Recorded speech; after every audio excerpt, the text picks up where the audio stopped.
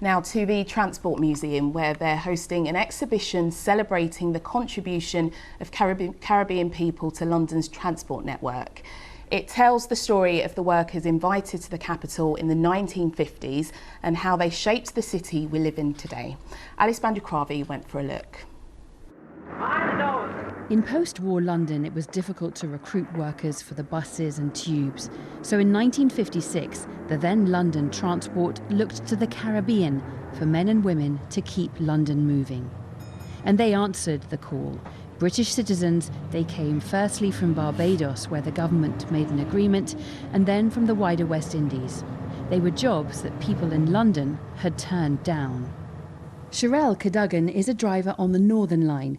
Her father came over from Guyana in 1953 with a degree in mechanical engineering. A lot of that generation couldn't do the jobs that they were trained for, and so he had to make do, and there was this recruitment drive, and he went along and he became an engineer on the buses, and 37 years later he was still there. He retired.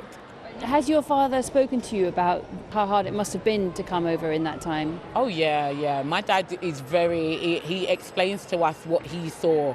You know, the no dogs, the no Irish, no blacks, that's what he faced. Sharing a room with 12 other people, going around trying to get jobs, catering and stuff like that. Menial jobs to him, to people who were academics, but you just had to make do. The exhibition at the London Transport Museum features a family heirloom for Ashley Mayers, who followed in his father's and grandfather's footsteps working for TfL. My granddad, when he first came over, was given a pocket watch, which is it's a beautiful timepiece. And as I believe, all bus drivers were given these pocket watches when they first came over to help drivers keep the buses on schedule. So he kept that throughout his whole career, and he passed it down to my dad.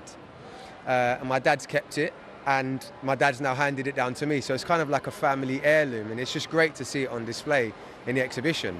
The work wasn't particularly desirable. It was early starts, late finishes, weekend work, shift work, and it was quite basic and low paid, despite the people that coming from Barbados being skilled and well educated. The thing with black people's history is we know our history, so it's important that other people know our history, because someone needs to know what we've contributed.